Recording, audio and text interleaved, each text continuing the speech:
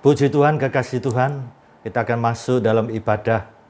Saat ini, mari kita berdoa. Bapa Surgawi, kami bersyukur kami bisa ibadah sekarang ini. Kebenaran firman Tuhan dalam Keluaran 23 ayat 25. Kalau kami beribadah dengan sungguh-sungguh, air minuman roti makanan kami diberkati Tuhan. Bahkan Tuhan menjauhkan kami dari sakit penyakit.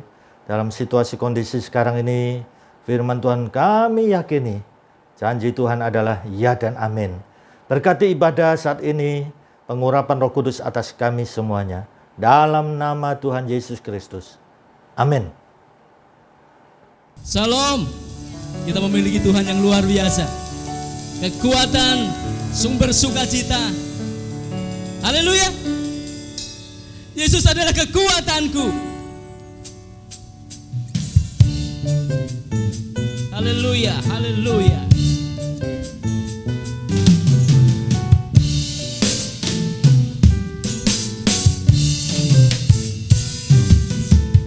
Yesus adalah kekuatanku. Hanya Dialah kota bentengku. Dia yang memberikan segala keselamatan bagi Dia, orang yang diurapinya. Orang yang hina Dia tegakkan, orang yang miskin Dia pun angkat.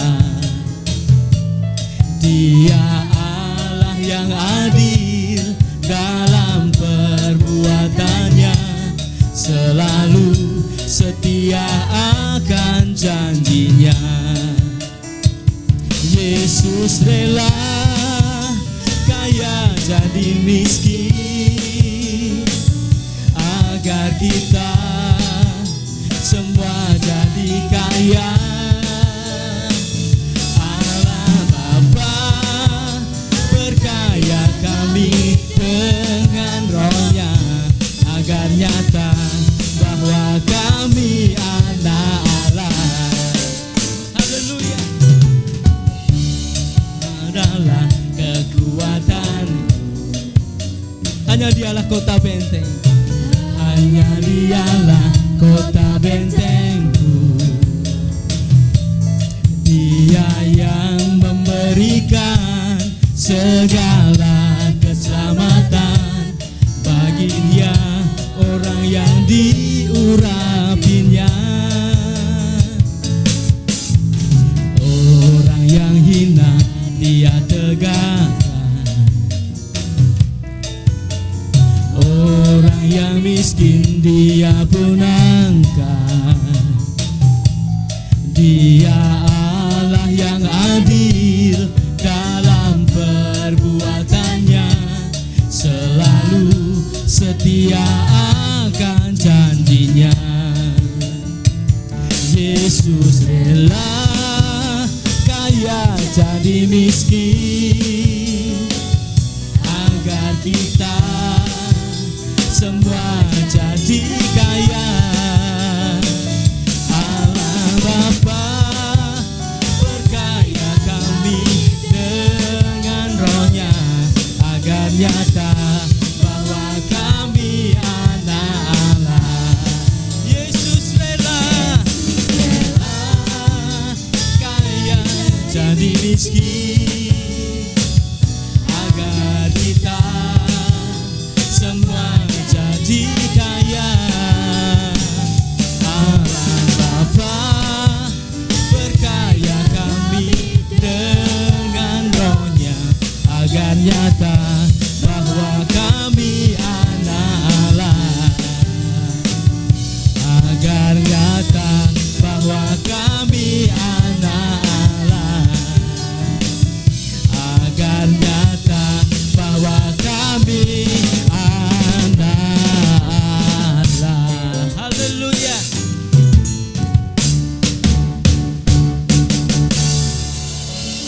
Haleluya. Agar nyata bahwa kita semua adalah anak-anak Allah. Tidak pernah kami lupakan kebaikan-Mu Tuhan. Setiap saat, setiap waktu dalam hidup kami merasakan Engkau sungguh-sungguh sangat baik. Takkan kami lupakan semuanya Tuhan. Inilah hidup kami Tuhan. Inilah hidup kami.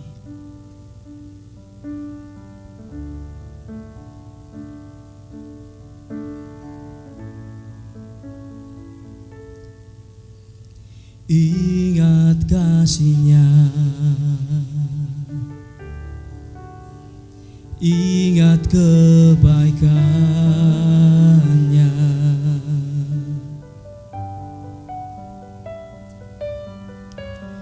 dan anugerah-Nya.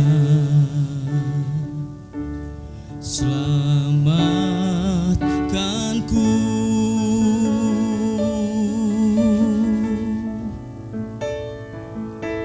sebab kasih-Nya setinggi langit,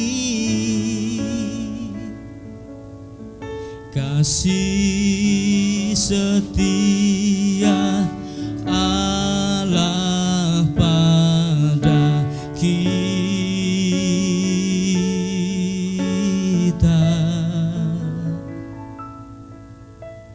Besar kasih Allah pada kita. Mari kita pujikan bersama-sama. Ingat kasih, ingat kasih-Nya, ingat kebaikan-Nya,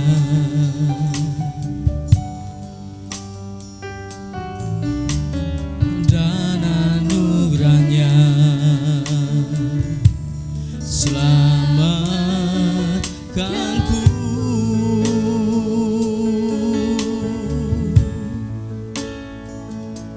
sebab kasih-Nya setinggi langit,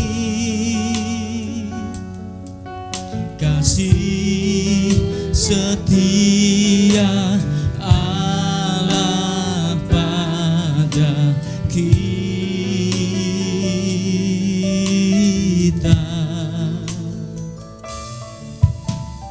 Besar kasih Allah pada kita,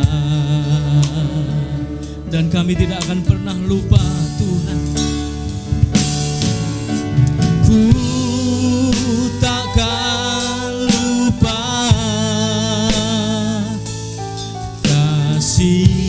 kasih-Nya,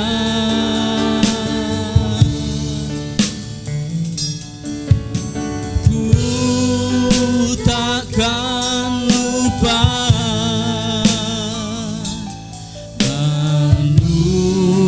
anugerah-Nya.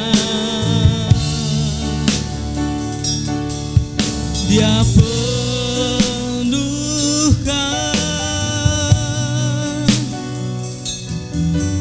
Dia penuhkan,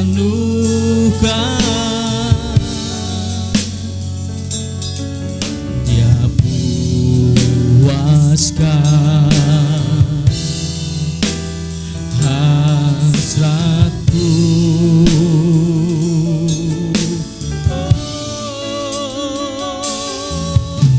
Ku takkan lupa kasih-Nya.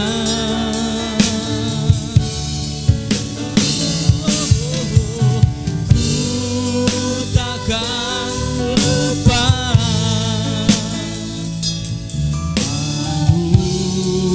anugerah-Nya. Dia penuhkan,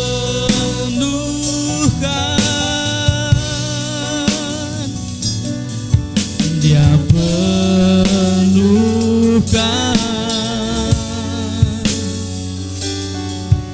Dia puaskan hasratku.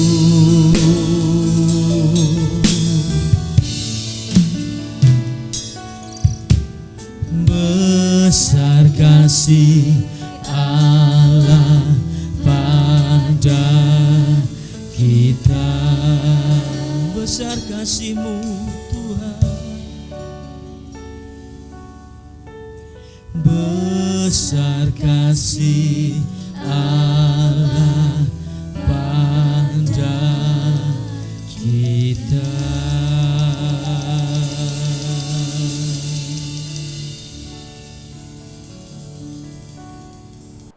Puji Tuhan, kita akan masuk dalam firman Tuhan. Mari kita berdoa. Bapa Surgawi, kami percaya Tuhan, firman Tuhan kekal selama-lamanya. Di dalam Amsal pasal 4 ayat 22, kalau kami menyimpan firman Tuhan, hikmat itu dalam lubuk hati kami yang paling dalam, maka itu menjadi kehidupan bagi kami yang menangkap pesan Tuhan. Dan bahkan kesembuhan bagi tubuh jasmani kami. Puji Tuhan, kami mau simpan firman Tuhan dalam lubuk hati kami yang paling dalam. Segala puji syukur bagi Bapa, Putra, dan Roh Kudus. Dalam nama Tuhan Yesus Kristus. Amin. Puji Tuhan, kekasih Tuhan, kita akan mendengarkan kebenaran firman Tuhan. Yesus di muka pintu hati kita. Kita membaca di dalam Wahyu pasal 3 ayat 20. Wahyu pasal 3 ayat 20. Lihat, aku berdiri di muka pintu. Ini Yesus berkata. Yesus Kristus. Yesus Kristus berkata, lihat, aku berdiri di muka pintu dan mengetok. Jikalau ada orang yang mendengar suaraku dan membukakan pintu, aku akan masuk mendapatkannya, dan aku makan bersama-sama dengan dia, dan ia bersama-sama dengan aku. Kekasih Tuhan, kebenaran firman Tuhan ini sangat penting. Di dalam pemahaman doktrin KPPS mempunyai buku doktrin ya. Itu pokok-pokok iman yang harus kita pahami, agar jangan sampai kita terpengaruh dengan ajaran yang lain. Di dalam konsep iman kepada Yesus, ada satu hal yang harus saudara pahami, yaitu menerima Yesus di hati. Mengapa hati? Kalau kita memperhatikan dalam Amsal pasal 4 ayat 23, jagalah hatimu dengan segala kewaspadaan. Kata jaga itu, kalau kita belajar studi kata, itu sangat dalam. Bahkan dipertegas dengan segala kewaspadaan. Mengapa? Karena dari situ memancar kehidupan. Nah, di sini hati itu diciptakan Tuhan itu, kodratnya itu memancar. Kalau hati kita tidak beres, itu pasti pancarannya tidak beres. Nah, di sini konsep menerima itu sangat prinsipil. Ya, untuk menjadi manusia baru harus menerima Yesus di dalam hati. Itu sangat esensial. Mengapa? Karena bahasa Indonesia itu terbatas. Bahasa aslinya pun terbatas. Banyak ayat yang kita jumpai, kalau engkau percaya kepada Yesus, engkau memperoleh jaminan hidup kekal. Ada sekian ayat. Nah, kata percaya ini dalam bahasa Indonesia terbatas. Dalam bahasa Yunani, pistis juga terbatas. Kita lihat, iblis itu pun percaya. Dalam bahasa Yunani, pistis juga. Coba, saudara bisa perhatikan dalam Yakobus. Yakobus pasal 2. Kita bisa memperhatikan di sini. Ayat 19. Yakobus pasal 2 ayat 19. Yakobus ini penatua ya. Penatua di Yerusalem. Engkau percaya bahwa hanya ada satu Allah saja. Itu baik. Tetapi setan-setan pun juga percaya akan hal itu dan mereka gemeter. Nah ini. Coba. Ya, saya pernah tanya beberapa orang, saudara percaya Yesus? Oh, percaya Pak. Bahkan dengan santai, duduk di sofa, ya sambil lihat TV, sinetron. Saya tanya, kamu percaya Yesus? Oh, percaya. Percaya Pak Sewi. Ya, rileks, santai. Coba lihat, iblis itu ya, Perhatikan, ya. Setan-setan pun juga percaya. Pistis ini sama dengan kata percaya kepada Yesus hidup kekal. Sama dalam bahasa aslinya. Nah, bahkan kita perhatikan sampai ya setan-setan, jamak setan-setan. Ya. Mereka sampai gemeter ya. Nah, saudara di sini di dalam doktrin GBPS itu menerima itu sangat penting. Dan memang demikian pengertiannya, memang demikian. Kalau kita memperhatikan dalam Injil Yohanes, maka ada beberapa pengalimatan yang menunjukkan bukan hanya sekedar percaya, tapi menunjukkan persekutuan pribadi. Nah ini, kita sudah membaca dalam Wahyu pasal 3 ayat 20, Yesus mengetok pintu. Maka kita harus membuka pintu hati kita, mengundang Yesus masuk, menerima Yesus yang adalah Tuhan dan Juru Selamat kita pribadi, sesuai Roma 10 ya, firman iman, mulut mengaku, hati percaya. Mulut mengaku bahwa Yesus Tuhan, hati percaya bahwa Yesus dibangkitkan dari antara orang mati. Di situ kita akan diselamatkan. Nah di sini, makan bersama-sama dengan Yesus, Yesus bersama-sama dengan kita. Ini menunjukkan persekutuan pribadi. Dan kalau kita memperhatikan esensi iman Kristen, 1 Korintus 1 ayat 9, Allah memanggil kita ke dalam persekutuan dengan Yesus Kristus yang adalah setia. Nah ini, iman Kristen adalah persekutuan pribadi kita dengan Tuhan. Nah di dalam Injil Yohanes, karena keterbatasan bahasa manusia, banyak pengalimatan yang disebutkan yang menyimpulkan adanya menerima Yesus di dalam persekutuan pribadi. Satu, kita perhatikan dalam Injil Yohanes, Yesus katakan apa? Aku adalah air kehidupan. Barang siapa percaya, dia minum air kehidupan itu. Dan Yesus mengatakan, akulah roti kehidupan. Barang siapa percaya, dia makan roti itu.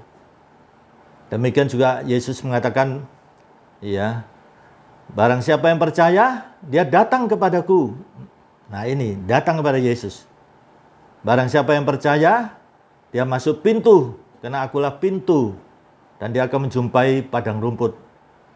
Nah ini, kita perhatikan juga ya, yang sering dikatakan itu Yohanes 1 ayat 12. Ya, di situ dikatakan apa? Mereka yang percaya menerima. Nah ini, mereka yang menerima, yang percaya menjadi ya anak-anak Allah. Nah ini, menerima warisan itu. Nah jadi di dalam Injil Yohanes, disitulah Rasul Yohanes menjelaskan kata percaya itu dengan pengalimatan ayat-ayat yang suci yang menunjukkan kita menerima Yesus. Demikian juga Rasul Paulus, kita perhatikan di dalam Kolose pasal 2 ayat 6. Mereka yang menerima Yesus, hendaklah dia tetap di dalam Yesus. Ya kasih Tuhan, disinilah menerima itu sangat penting. Itu konsep yang menjadikan kita manusia baru, hidup baru di dalam Yesus Kristus. Selanjutnya kita perlu perhatikan ya, mengapa kita harus menerima Yesus Kristus. Ada 4 fakta rohani. Nah 4 fakta rohani ini diajarkan di semua sekolah Alkitab. Saya tahu persis, ya. Karena saya dari SES, kemudian masuk di seminari Trinitas Malang, selanjutnya di Institut Tiranus Bandung, kemudian berikutnya di Institut Filsafat Teologi Jeffrey, Jakarta. Nah, 4 fakta ini ulang-ulang dijelaskan di dalam PI pribadi, di dalam misi, di dalam pemuritan. 4 fakta rohani ini harus kita pahami. supaya kita menyadari, jangan sampai kekristenan kita hanya KTP, ya hanya percaya, seperti iblis percaya tapi sampai gemeter. Nah ini, ya jangan sampai kemudian kita kena doktrin-doktrin yang meninak bobokkan. Oh, tidak apa-apa buat dosa, seperti iblis datang kepada Hawa berupa ular. Ya, iblis memancing, dan benar Hawa ini ingat Allah berfirman, jangan makan buah pengetahuan baik dan jahat, jangan sekali-sekali makan. Ya, Hawa tahu firman itu. Nah, iblis mengatakan sekali-sekali tidak apa, sekali-sekali tidak apa. Nah, ini bahayanya di situ. Ya, saya sudah percaya Tuhan. Ya, bahkan saya pernah dengar di radio, ya ada yang mengajarkan bunuh diri tidak masalah kalau imannya tetap kepada Yesus. Ya, dia kan tidak kuat secara manusiawi. Jadi dia bunuh diri, tapi imannya kepada Yesus selamat. Ini saya dengar. Bahkan jemaat datang kepada saya, dengar khotbah itu di radio. Nah, ini doktrin yang meninak bobokkan. Ini berbahaya sekali. Jangan sampai nanti ya berpulang, kemudian Tuhan berfirman, aku tidak kenal engkau, hanyalah engkau yang melakukan kejahatan. Demikian juga jangan sampai ya kita ditolak, jangan spekulasi. Karena kita ini menghadapi kekekalan, jangan spekulasi saudara. Kalau sudah masuk neraka, siksaan api, siksaan ulat-ulat, cacing-cacing yang tidak pernah mati itu siksaan selama-lama. Selama-lamanya tidak bisa keluar. Jadi jangan spekulasi kalau berhadapan dengan kekekalan. Ya. Jangan spekulasi seperti orang kaya di Injil Lukas pasal 16. Sudah masuk neraka. Lihat sangat kesakitan. Setetes air pun tidak dapat diperoleh. Dan ketika di neraka baru ingat 5 saudaranya yang disayangi. Terlambat. Terlambat. Jangan sampai spekulasi. Ya minta supaya Lazarus bangkit dari lubang kubur. Memberitahu 5 saudaranya yang berfoya-foya itu. Pasti tidak mau percaya. Pasti tidak mau terima. Pasti itu. Iya. Nah, lihat Yesus saja yang bangkit itu banyak saksi. Ada 500 saksi aja ada yang tidak mau percaya. Jadi jangan spekulasi kalau berhadapan dengan kekekalan. Nah, di sini kekasih Tuhan. Ya, betapa pentingnya kita ini memahami sedalam-dalamnya. Apakah kita ini sudah lahir baru? Atau kita ada dosa-dosa tersembunyi? Nah, kita lihat ada 4 fakta ya. Ini supaya semua orang secara pribadi berjaga-jaga. Yang pertama, semua manusia sudah berbuat dosa. Sudah kehilangan kemuliaan Allah. Ya. Itu di dalam Efesus pasal 2. Kita ini diselamatkan bukan karena jasa-jasa kebaikan kita. Bukan. Ya. Bukan usaha kita. Ya, dosa adalah dosa.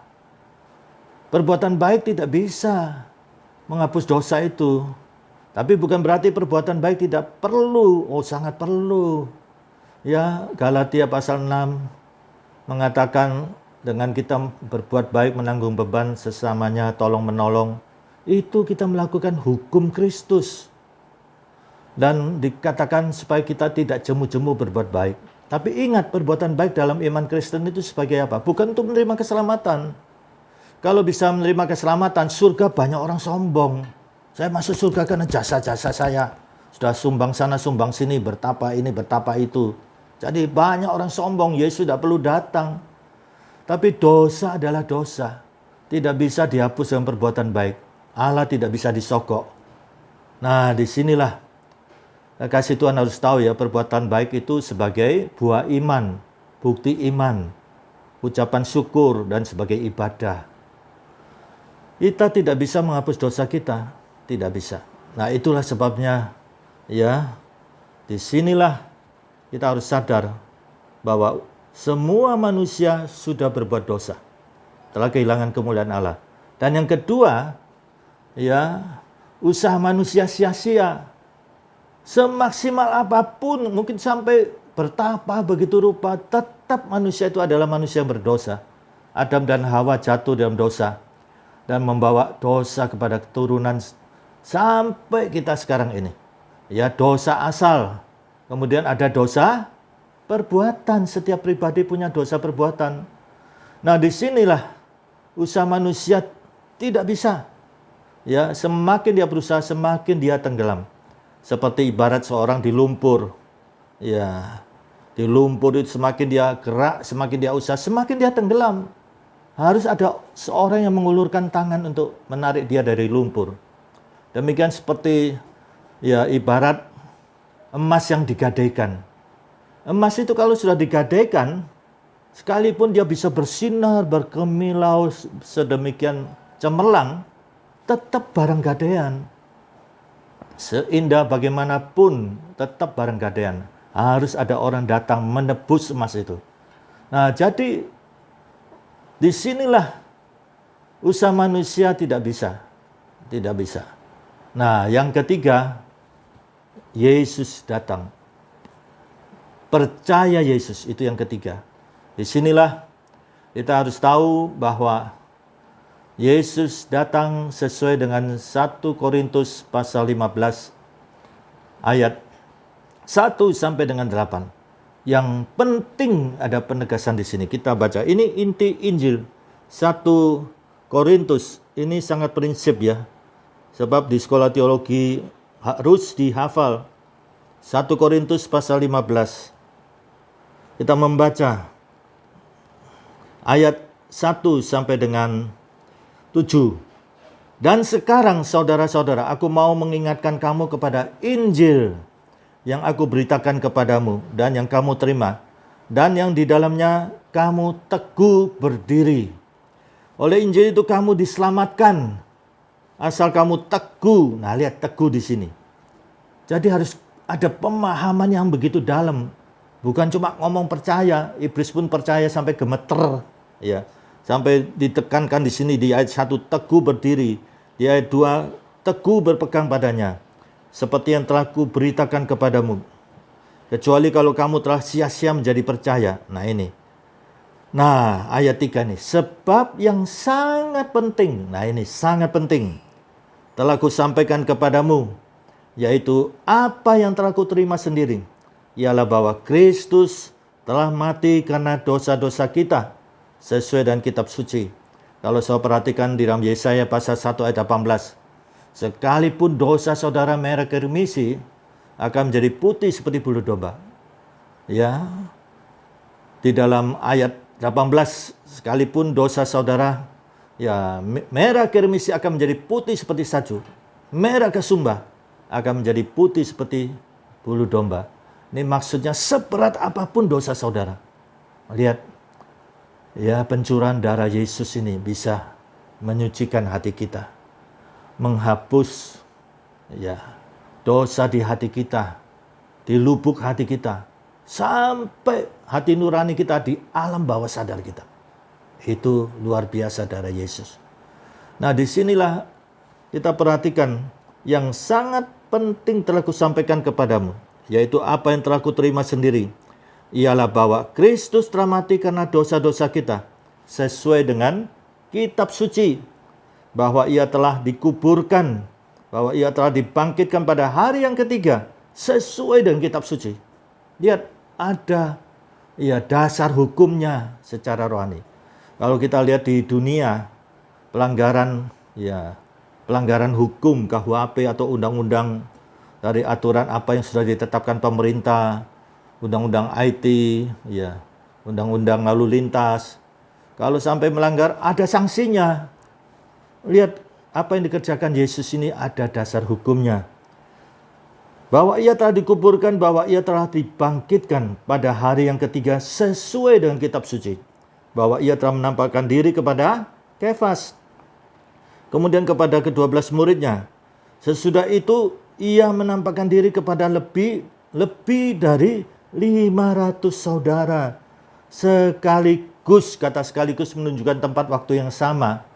Lebih dari 500 ini dengan latar belakang berbeda, budaya, karakter berbeda. Tidak mungkin janjian. Kalau kita lihat dunia hukum ini saja, ya, pelanggaran itu kalau ada 2-3 saksi itu menunjukkan legalitasnya. Nah, lihat di sini, ya. Sesudah ia menampakkan diri kepada lebih dari 500 saudara sekaligus, kebanyakan dari mereka masih hidup sampai sekarang, tetapi beberapa di antaranya telah meninggal. Selanjutnya ia menampakkan diri kepada Yakobus, kemudian kepada semua rasul. Lihat, semua rasul. Dan yang paling akhir kepada Rasul Paulus. Lihat, begitu kuat bukti ini. Nah, itu yang ketiga. Yang keempat, menerima Yesus. Nah ini, menerima Yesus. Itu 4 fakta yang sudah diajarkan di semua sekolah Alkitab. Menerima Yesus ini kita bisa baca di dalam Yohanes pasal 1, kita membaca ayat 12. Ya. Lihat, firman Tuhan katakan apa? Tetapi semua orang, semua orang yang menerima Yesus diberinya apa? Yang menerima loh ya. Orang bisa percaya belum tentu menerima. Ya. Kita tahu Presiden Amerika Serikat John Biden, tetapi kita tidak menerimanya sebagai presiden kita. Yang kita terima adalah Joko Widodo. Ya. Kita percaya Presiden Amerika Serikat. Ya, tapi kita tidak menerima sebagai presiden kita. Nah ini, kata percaya dan menerima itu jauh sekali. Ya, untuk pengertiannya di dalam studi kata. Apalagi ini sangat berperan penting di dalam keselamatan jiwa. Nah, kalau dikatakan percaya, iblis percaya, ya iblis juga selamat. Ya, tapi belum tentu iblis mau terima. Dan pasti belum tentu memang tidak mau menerima. Ya. Nah, di sini kita perhati, tetapi semua orang yang menerimanya diberinya kuasa supaya menjadi anak-anak Allah, yaitu mereka yang percaya dalam namanya. Kita perhatikan juga Kolose pasal 2. Kolose pasal 2, ya, kita membaca ayat 9. Sebab kita lihat, ya, Kolose pasal 2, kita membaca, ya, hendaklah kamu berakar. Nah ini, berakar, ya, mulai ayat 6 ya, jangan sampai kita tidak membaca ayat 6 yang prinsip. Kamu telah menerima Kristus Yesus. Nah ini, kamu telah, ya, bukan menerima, kemudian, ya, mutung, ya, atau cuma ngomong tok. Ya, kamu telah menerima Kristus Yesus Tuhan kita. Karena itu hendaklah hidupmu tetap. Nah, ini. Kalau kita menerima itu tetap, bukan ngomong saja, bukan aspun, bukan slogan. Hendaklah hidupmu tetap di dalam Dia. Bahkan katakan apa? Hendaklah kamu berakar di dalam Yesus dan dibangun di atas Dia. Hendaklah kamu bertambah teguh. Tadi kita sudah membaca inti Injil ya. Itu wajib dihafal itu di Institut Tiranus Bandung itu. Ya, 1 Korintus 15 ayat 1 sampai dengan 7 itu inti Injil. Kalau kita memperhatikan kata Injil, Evangelion di dalam kamus Alkitab itu kabar kesukaan dari sejak Yesus lahir sampai naik ke surga. Tapi inti Injil, Yesus mati, dikuburkan dan bangkit. Nah, hendaklah kamu berakar di dalam Dia dan dibangun di atas Dia. Hendaklah kamu bertambah teguh dalam iman yang telah diajarkan kepadamu. Dan hendaklah hatimu, nah ini hatimu berlimpah dengan syukur. Nah, hati-hatilah supaya jangan ada yang menawan kamu dengan filsafatnya yang kosong dan palsu menurut ajaran turun-temurun dan roh-roh dunia, tetapi tidak menurut Kristus.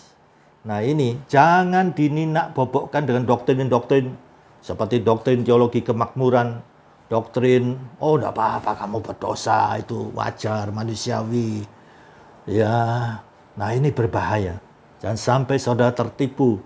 Yesus ingatkan, bukan semua orang yang berseru, Tuhan, Tuhan, Tuhan, masuk dalam kerajaan surga. Ya, bukan mereka yang berseru Tuhan, Tuhan yang mengatakan, aku sudah mengusir setan, aku sudah bersaksi. Apa itu Tuhan katakan? Hanyalah engkau yang berbuat kejahatan. Nah ini, Mereka yang masuk kerajaan surga adalah mereka yang menurut kehendak Bapa. Nah ini. Bahkan Rasul Paulus sendiri mengatakan loh di dalam 1 Korintus pasal 9. Ya, aku melatih tubuhku seluruhnya. Nah ini, bukan sebagian. Supaya sesudah aku memberitakan Injil, aku tidak ditolak. Nah ini, jadi jangan spekulasi. Jangan spekulasi. Ingat ini baik-baik, karena kita berhadapan dengan kekekalan loh ya. Ini, jangan sampai masuk neraka, tidak bisa keluar sudah dari situ. Jadi, Rasul Paulus sendiri mengatakan apa? Kerjakanlah keselamatanmu itu dengan takut akan Tuhan dan dengan gentar. Nah ini, kekasih Tuhan. Filipi pasal 2. Jangan spekulasi dalam hidup ini. Ya. Nah, selanjutnya kita perhatikan bagaimana supaya kita menjadi manusia baru. Ada 4 pembimbingan kepada setiap orang yang mau menjadi manusia baru. Yang pertama, sesuai Wahyu pasal 3 ayat 20, Yesus mengetuk pintu hati saudara. Maka disinilah saudara harus buka pintu rumah kehidupan saudara. Saudara harus mengundang, mari Tuhan, masuk dalam hati saya. Saya menerima Yesus yang adalah Tuhan dan Juru Selamat saya. Ya, jadi saudara harus sebagai tuan rumah kehidupan saudara. Saudara mengatakan, mari Tuhan, saya buka pintu hati kehidupan saya. Saya undang, saya menerima Yesus masuk dalam hati saya. Nah ini, saudara harus yakin. Jangan berjalan dengan perasaan kok tidak terasa apa-apa ya. Saudara berdasarkan hukum rohani. Ya, seperti yang tertulis dalam 1 Yohanes pasal 5 ayat 13. Rasul Yohanes mengatakan apa? Semua yang kutulis itu, semua yang kutulis ini. Ya, firman Tuhan itu supaya kamu tahu bahwa kamu yang percaya Yesus Kristus memiliki hidup yang kekal. Ini yang percaya, yang menerima ya. Karena bahasa Indonesia ini terbatas. Nah ini, jadi kita yang menerima Yesus, dasar kita adalah Wahyu 3 ayat 20. Yesus masuk. Hukum matematika saja kita sudah lihat, hukum pasti 1 tambah 1 sama dengan 2. Ya, kita tidak berjalan dengan perasaan. Perasaan manusia itu labil, bisa digoyahkan dengan situasi kondisi. Di dalam 1 Yohanes pasal 5, apakah yang mengalahkan dunia ini? Yang mengalahkan dunia ini adalah iman kepada Yesus. Tentunya iman kepada firman Tuhan. Karena Yesus itu adalah firman Tuhan. Jadi harus yakin berdasarkan firman Tuhan, Yesus ada dalam hati saudara. Yang kedua, minta Yesus menghapus dosa kita, menyucikan hati kita. Kita baca sesuai firman Tuhan. Ada beberapa ayat ya, tapi karena waktu kita satu ayat saja di dalam Ibrani pasal 9. Ibrani pasal 9 kita membaca ayat 14. Ayat 14. Betapa lebihnya, nah ini, darah Kristus, kita tidak mungkin disucikan oleh darah lembu, darah domba, jantan. Betapa lebihnya darah Kristus yang oleh roh yang kekal telah mempersembahkan dirinya sendiri kepada Allah sebagai persembahan yang tak bercacat, akan menyucikan hati nurani kita. Nah ini dari perbuatan-perbuatan yang sia-sia, supaya kita dapat beribadah kepada Allah yang hidup. Dengan demikian Ibrani pasal 5, disitulah kita yakini ya, Ibrani pasal 5 ayat 9. Sebab ya, ayat 9 kita perhatikan di sini. Dan sesudah Yesus mencapai kesempurnaannya. Nah ini, pengorbanannya di kayu salib. Yesus menjadi pokok keselamatan yang abadi. Tidak ada lagi Mesias baru lagi yang datang. Firman Tuhan ingatkan akhir zaman akan muncul banyak Mesias palsu. Yesus palsu. Lihat, pokok keselamatan yang abadi bagi semua orang yang taat kepada Yesus Kristus. Nah, ini harus ada respon dari kita. Kerjakan keselamatan itu dengan takut akan Tuhan dan dengan gentar, ya. Nah, kemudian yang ketiga, minta Yesus tinggal di dalam hati kita. Itu sesuai dengan Yohanes pasal 15 tentang pokok anggur. Ya, Yesus di dalam kita. Ya. Kita di dalam Yesus. Dan dikatakan juga Yesus, kita tetap di dalam Yesus, kita di dalam Yesus tetap tinggal. Itu tetap, ya. Dan firman-Nya tinggal di dalam kita. Nah, ini firman-Nya harus tinggal di dalam kita. Jangan masih tinggal di Alkitab buku itu yang dicetak ya oleh percetakan.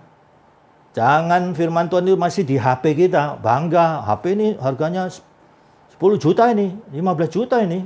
Ya. Bangga. Ya, ayat-ayat ada di situ. Nah, itu sebabnya kalau kita beli Alkitab baru ya, lihat ada pedoman. Ya. Pertama baca, kedua menghafal, ketiga kemudian merenungkan, ya menyimak, menelisik, kemudian melakukan. Semua ini baik, jangan disalahkan. Jangan menghafal saja seperti Farisi, ahli Taurat.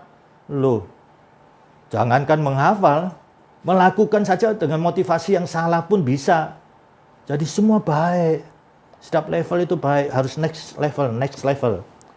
Kalau menghafal itu penting, ya. Yesus sendiri katakan langit dan bumi akan lenyap, tapi firman Tuhan kekal. Masa barang-barang toko sampai detail kita hafal. Ibu-ibu resep-resep hafal.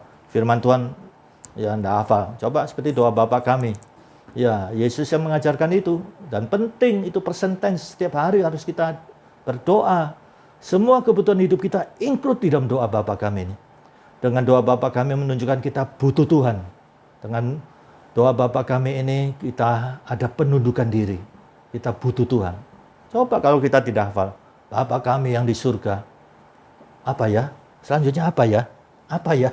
Tapi kalau resep apal, kalau barang-barang di toko apal, jangan sampai ayat Alkitab itu hanya ada di buku Alkitab, hanya ada di HP kita yang mahal, tapi tidak di dalam kita. Nah ini, ya kalau ada saudara-saudara kita, mereka menghafal dari sejak kecil sampai begitu rupa, bahasa asing lagi. Kita ini bahasa Indonesia saja tidak hafal. Dan Yesus sendiri mengatakan, di dalam firman itu ada hidupnya Tuhan.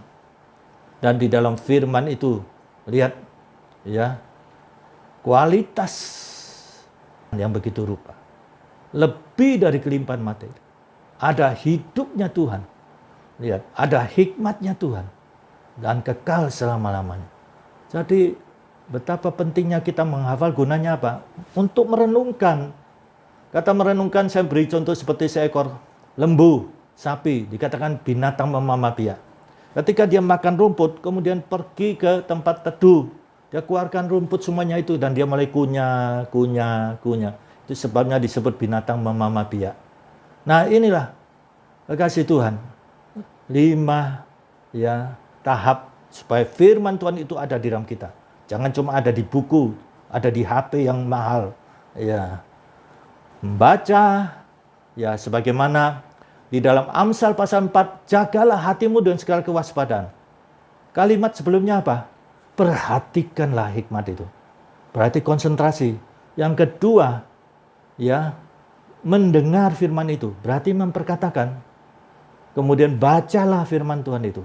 Mata berperan. Berarti panca indera berperan. Supaya apa? Dan dikatakan apa? Simpan dalam lubuk hatimu. Ya, dengan 5 indera yang berperan ini, maka firman itu akan manunggal di dalam diri saudara. Dan saudara bisa di mana saja, di stasiun, di lapangan udara, di taman, saudara bisa keluarkan ayat-ayat itu dan menghayati. Seperti doa Bapa kami, bukan hafalan saja, tapi kita bisa menghafal kata demi kata, kalimat demi kalimat, sampai manunggal di dalam diri saudara. Itu yang dikatakan Yesus Kristus, kalau engkau di dalam aku dan firmanku di dalam engkau. Bukan firmanku di bukumu, buku Alkitabmu. Bukan firmanku ada di laptopmu, ada di ya HP-mu. Tetapi di dalam kamu. Nah ini. Apa saja engkau minta, sampai apa saja. Bahasa Yunani demikian juga tidak keliru. Tuhan akan memperhatikan. Dengan demikian apa? Bapa dipermuliakan. Dan selanjutnya apa? Engkaulah murid-muridku. Kalau kurang yakin, ayat 16. Aku telah memilih engkau pergi, bukan untuk menghasilkan buah yang semu, tapi buah yang kekal. Dan apa saja ditegaskan kembali. Iya, apakah ini janji-janji mulu-mulu? Apakah ini hanya untuk malaikat atau makhluk kalau ada ya di Mars, di Jupiter, di Venus? Apakah untuk pendekar sakti? Setelah bertapa di gua-gua, di gunung-gunung, turun gunung jadi pendekar sakti. Bukan. Ya untuk saya dan saudara. Janji Tuhan adalah ya dan amin. Dan kebenaran Tuhan, janji Tuhan itu Tuhan yang berjanji. Tuhan bukan manusia yang berdusta. Nah ini, jadi Yesus tinggal di dalam saudara. Untuk apa? Untuk follow up. Iblis itu selalu mengganggu. Nah, jangan sampai iblis itu ya mengganggu saudara. Ini, saudara tetap teguh. Jangan sampai ada celah. Jangan sampai kerikil-kerikil. Banyak orang jatuh bukan karena batu yang besar, tapi kerikil-kerikil. Nah ini, jadi Yesus tinggal di dalam saudara. Seringkali tiap malam saya bangun, pagi bangun, hidupku bukannya aku lagi, tapi Yesus Kristus di dalam aku. Nah ini. Dan yang keempat itu syahadat. Di sekolah Alkitab Tiranus itu ada satu mata kuliah yang tidak perlu ujian, tapi masuk satu SKS, yaitu mata kuliah syahadat. Memakai buku syahadat dari Seminari Alkitab Asia Tenggara saat Malang yang ditulis oleh Peter Wongso, ya. Syahadat, kredo, pengakuan iman. Ini penting karena di dalam Roma pasal 10 ayat 10 sampai dengan ayat berikutnya, firman iman ada di mulut kita dan di hati kita percaya. Dengan mulut percaya mengatakan bahwa Yesus Tuhan dan hati ini percaya bahwa Bapa sudah membangkitkan dia, maka engkau akan diselamatkan. Nah ini. Kalau kita perhatikan ada beberapa gereja sebelum dibaptis harus katekisasi. Umumnya mereka memakai buku Heidelberg, ya. Nah ini, di gereja GBPS pun sebelum dibaptis harus, ya, dalam tanda petik katekisasi. Harus ada pemahaman, ya, pokok-pokok iman. Seperti Rasul Paulus katakan kepada Timotius yang muda itu, memahami pokok-pokok iman. Nah ini, kasih Tuhan, dia mempunyai pengakuan iman, kredo, yaitu Yesus Tuhanku, Yesus Juru Selamatku. Nah yang keempat ini, sangat prinsip, karena setan tidak bisa mengatakan Yesus Tuhanku, Yesus anak Allah, Yesus ya Allahku, tidak bisa. Ketika kalau saya baca dalam Injil, ketika seorang kerasukan setan, ketika setan itu diusir, setan itu hanya bisa mengatakan, Yesus anak Allah. Tapi Yesus tidak bisa setan katakan Yesus Tuhanku, itu tidak bisa. Karena ku itu dari kata pengakuan, aku seanteronya, kredo. Seperti saya perhatikan 12 pengakuan iman rasuli, itu ada di buku ADART GBPS, ya, selain doa Bapa kami. Ya, aku percaya. Aku percaya, aku percaya. Di buku Katekismus Heidelberg juga demikian. Ya, jadi yang keempat ini pengakuan iman pribadi. Tidak ada surga nunut, itu tidak ada, apalagi surga di kaki telapak ibu, ya. Nah, ini menyesatkan. Keselamatan itu bersifat pribadi, ya. Tidak ada surga nunut. Jadi membimbing seorang menerima Yesus, dan demikian juga saudara, perhatikan. Jangan sampai saudara hanya Kristen KTP, tapi belum menerima Yesus yang adalah Tuhan dan Juru Selamat pribadi saudara. Jadi yang pertama, undang Yesus masuk dalam hati saudara, menerima Yesus. Yang kedua, hanya Yesus yang bisa menyucikan ya hati saudara yang berdosa, hati, lubuk hati, alam bawah sadar saudara, hati nurani saudara, sesuai dengan Ibrani 9 ayat 14. Ya. Dan yang ketiga, Yesus tinggal di dalamku. Aku tinggal di dalam Yesus. Ya, aku tetap tinggal di dalam Yesus. Firman Tuhan di dalam hati kita. Manunggal di dalam Yesus. Itu untuk follow up. Karena iblis itu selalu mencari celah. Kita selalu katakan, ada tertulis. Ada tertulis. Ingat baik-baik, iblis pun memakai kata ada tertulis. Tetapi beda dengan Yesus. Karena Yesus ada persekutuan dengan Bapaknya di dalam doa puasa. Itu sebabnya esensi iman Kristen, 1 Korintus 1 ayat 9, kita dipanggil dalam persekutuan dengan Yesus Kristus. Tuhan yang setia itu. Persekutuan pribadi. Bahkan sebelum doa Bapa kami, Yesus mengajarkan apa? Masuklah pintu, masuklah kamar, ya, buka, ya, kemudian kuncilah pintu itu. Dan lihat, Tuhan akan, Bapa yang melihat tersembunyi itu akan membalas kepadamu. Lihat, begitu rupa persekutuan pribadi itu esensi iman Kristen. Ya, Yesus mengajarkan pokok anggur. Ngapain Tuhan ngurusi kamar, ngurusi tutup pintu itu? Di situ Tuhan mau ajarkan betapa pentingnya persekutuan pribadi itu. Dan yang keempat, pengakuan iman. Yesus Tuhanku dan Juru Selamatku. Itu satu pernyataan, ya, bahwa Yesus adalah Tuhan saudara secara pribadi, menyelamatkan saudara secara pribadi. Puji Tuhan. Amin. Mari kita berdoa. Bapa surgawi, kami bersyukur kebenaran firman Tuhan ini.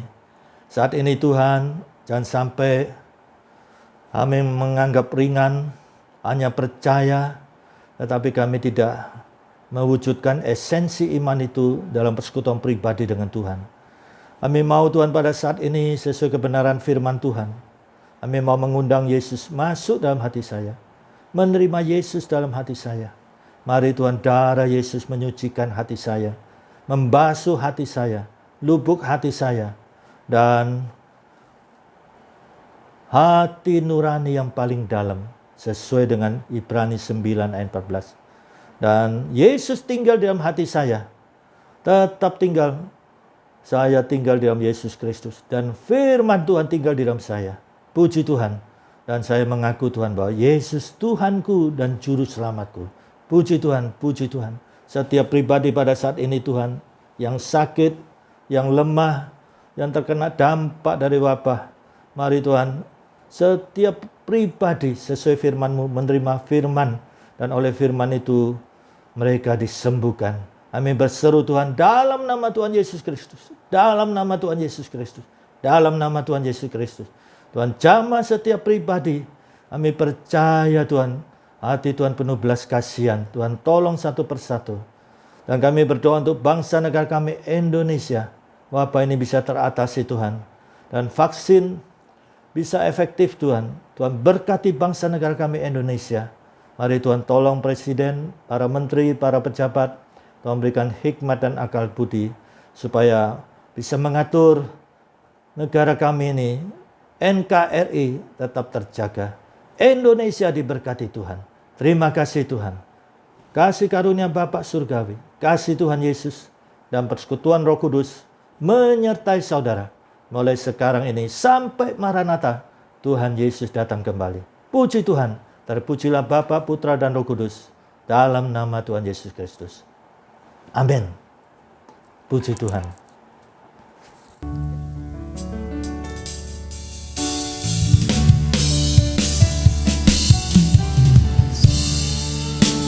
Shalom, damai Allah turun ke atasmu sekarang.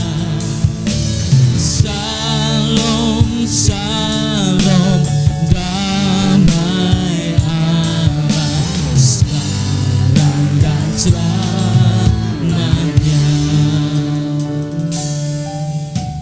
Seperti sungai